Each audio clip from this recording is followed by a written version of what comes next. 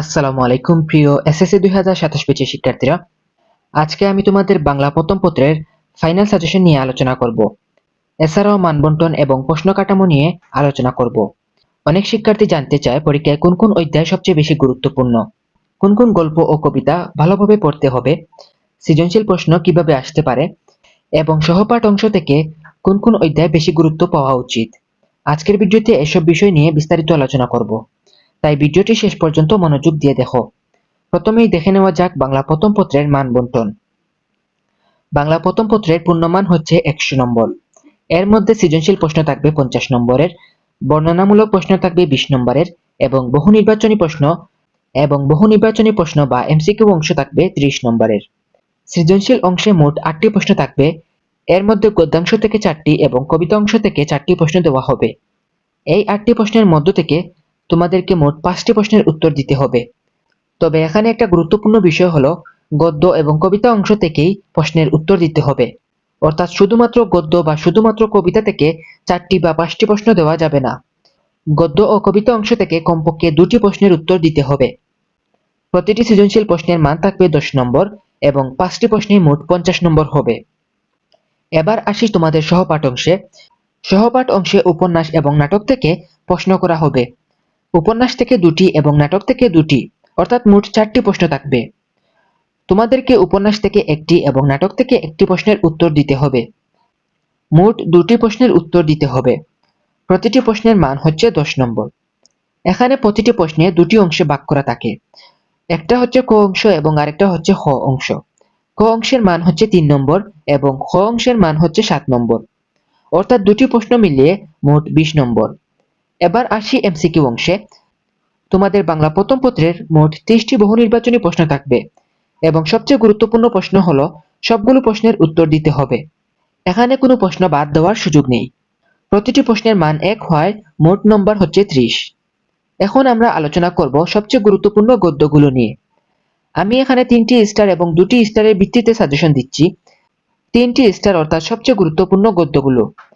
সবচেয়ে গুরুত্বপূর্ণ গদ্যগুলোর মধ্যে হলো ফুলের বিবাহ, এটি লিখেছেন বঙ্কিম চট্টোপাধ্যায়।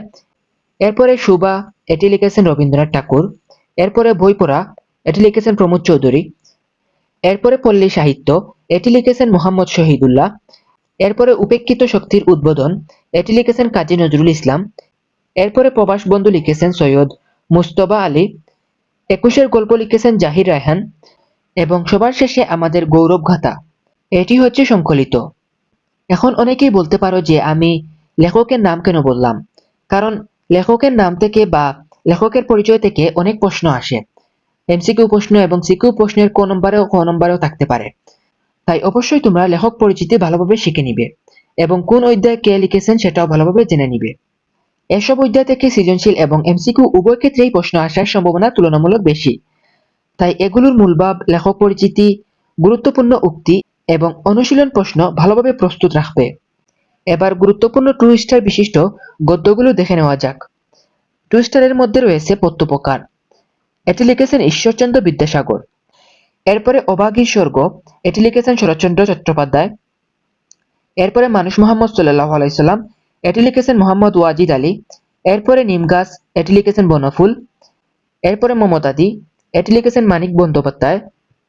এরপরে আমাটির ভেপু, এটি লিখেছেন বিভূতিভূষণ। এগুলো অবশ্যই পড়তে হবে, কারণ বোর্ড পরীক্ষায় যে কোনো অধ্যায় থেকে প্রশ্ন আসতে পারে। এছাড়াও এমসিকিউ এর জন্য এই অধ্যায়গুলো গুরুত্বপূর্ণ। প্রথমেই তোমরা 3 স্টারগুলো বেশি গুরুত্ব দিয়ে পড়বে, এরপরে তোমরা 2 স্টারগুলো পড়া শুরু করবে। এবার আসি তোমাদের কবিতা অংশে। তোমাদের কবিতা অংশে সবচেয়ে গুরুত্বপূর্ণ অর্থাৎ 3 স্টার কবিতাগুলো হলো কপোতাক্ষ নদ, এটি লিখেছেন মাইকেল মধুসূদন দত্ত। এরপরে ঝর্ণার গান, এটি লিখেছেন সত্যেন্দ্রনাথ। এরপরে জীবন বিনিময়, এটি লিখেছেন গোলাম মুস্তফা। তারপর হচ্ছে সেই দিন এই মাটি, এটি লিখেছেন জীবনানন্দ দাশ। এরপরে রয়েছে আমি কোনো আগন্তুক নই, এটি লিখেছেন আহসান হাবিব। তারপর হলো বৈশাখ, এটি লিখেছেন আল মাহমুদ। এই কবিতাগুলোর মূলভাব, ব্যাখ্যা এবং কবি পরিচিতি এবং গুরুত্বপূর্ণ লাইনগুলো ভালোভাবে আয়ত্ত করতে হবে। এবার আসি গুরুত্বপূর্ণ 2 স্টার বিশিষ্ট কবিতাগুলোতে। 2 স্টার কবিতাগুলোর মধ্যে রয়েছে বন্দনা, এটি লিখেছেন শাহ মোহাম্মদ শগীর। এরপরে হলো প্রাণ, এটি লিখেছেন রবীন্দ্রনাথ ঠাকুর। এরপরে অন্ধবধূ, এটি লিখেছেন যতীন্দ্র মোহন, এরপরে ওমর ফারুক, এটি লিখেছেন কাজী নজরুল ইসলাম, তারপর রয়েছে যাব আমি তোমার দেশে, এটি লিখেছেন জসিমউদ্দিন, এরপর হলো আমার দেশ, এটি লিখেছেন সুফিয়া কামাল, এরপর রয়েছে বৃষ্টি, এরপরে হচ্ছে রানার, এটি লিখেছেন সুকান্ত ভট্টাচার্য। এখন অনেকেই বলবে যে ভাইয়া আপনি তো অধ্যায়গুলোর নাম বললেই হলো, আপনি লেখক বা কবিদের নাম বলার কোনো প্রয়োজন আছে? আমি বলবো যে ভাইয়া কবিদের নাম বলার উদ্দেশ্য হচ্ছে আপনাদের অধ্যায়গুলো যেমন গুরুত্বপূর্ণ, কবিদের পরিচিতিও তেমন গুরুত্বপূর্ণ। প্রতি বছর কবি পরিচিতি থেকে অনেক অনেক প্রশ্ন চলে আসে, তাই অবশ্যই তোমাদেরকে অধ্যায়গুলোর সঙ্গে কবি পরিচিতিটি ভালোভাবে পড়ে নিবে। এরপরে সবার শেষে রয়েছে তোমাকে পাওয়ার জন্য হে স্বাধীনতা, এটি লিখেছেন শামসুর রহমান। এসব কবিতা ও গুরুত্বের সঙ্গে প্রস্তুতি নিতে হবে। এবার আসি তোমাদের সহপাঠ অংশে। সহপাঠ অংশে রয়েছে উপন্যাস এবং নাটক। উপন্যাস অংশে রয়েছে 1971, এটি লিখেছেন হুমায়ুন আহমেদ। এরপরে নাটক অংশে রয়েছে বহিপীর, এটি লিখেছেন সৈয়দ ওয়ালিউল্লাহ। এই দুটি অধ্যায়ের চরিত্র, কাহিনী, বিষয়বস্তু, গুরুত্বপূর্ণ ঘটনা এবং লেখক পরিচিতি অবশ্যই ভালোভাবে পড়ে রাখবে। এখন আমি তোমাদের প্রস্তুতি নিয়ে বিশেষ কিছু পরামর্শ দিতে চাই। প্রথমত, শুধুমাত্র সাজেশন মুখস্থ করে পরীক্ষায় ভালো ফলাফল করা সম্ভব নয়। সাজেশন তোমাকে গুরুত্বপূর্ণ অধ্যায়গুলো চিহ্নিত করতে সাহায্য করে, কিন্তু পুরো বই সম্পর্কে ধারণা থাকা প্রয়োজন। কারণ এমসিকিউ প্রশ্ন করার ক্ষেত্রে কোন অধ্যায় থেকে কোন প্রশ্ন দিবে এটা কেউ বলতে পারবে না। দ্বিতীয়ত হচ্ছে গদ্য ও কবিতা অংশের লেখক পরিচিতি এবং মূলভাব ভালোভাবে আয়ত্ত রাখবে। এমসিকিউতে এসব বিষয় থেকে প্রায়ই প্রশ্ন আসে। তৃতীয়ত হচ্ছে বিগত বছরের বোর্ড প্রশ্নগুলো অবশ্যই সমাধান করবে, এতে প্রশ্নের ধরন সম্পর্কে পরিষ্কার ধারণা পাওয়া যাবে। চতুর্থ হলো নিয়মিত সৃজনশীল লেখার অনুশীলন করবে, কারণ অনেক শিক্ষার্থী প্রশ্নের উত্তর জানলেও সঠিকভাবে উত্তর উপস্থাপন করতে পারে না, সেজন্য সে নাম্বার কম পায় এবং সময় সম্পর্কে ধারণা না থাকায় সে পুরো আনসার করে আসতে পারে না। পঞ্চম হলো পরীক্ষার আগে অন্তত একবার হলেও যা যা করেছো সবগুলো রিভিশন দিয়ে যাবে। সবশেষে বলবো, এই সাজেশনগুলো তোমাদের প্রস্তুতিকে আরো সহজ এবং গুছানো করবে। তাই গুরুত্বপূর্ণ অধ্যায়গুলো ভালোভাবে পড়ার পর পাশাপাশি বাকি অধ্যায়গুলো অবশ্যই দেখে যাবে। ভিডিওটি শেষ করার আগে তোমাদের জন্য একটি বিশেষ উপহার আছে। আমি এসএসসি 2027 বাংলা প্রথম পত্রের জ্ঞানমূলক ও অনুধাবনমূলক প্রশ্নের একটি বিশেষ সাজেশন পিডিএফ তৈরি করেছি, যা তোমাদের জন্য একেবারে ফ্রিতেই দিয়ে দিচ্ছি। এই সাজেশন শিটের মধ্যে প্রতিটি অধ্যায়ের মাত্র 8 থেকে 10টি জ্ঞানমূলক ও অনুধাবনমূলক প্রশ্ন ভালোভাবে প্রস্তুতি করতে পারলেই তোমাদের পরীক্ষায় শতভাগ কমন পাওয়ার সম্ভাবনা রয়েছে।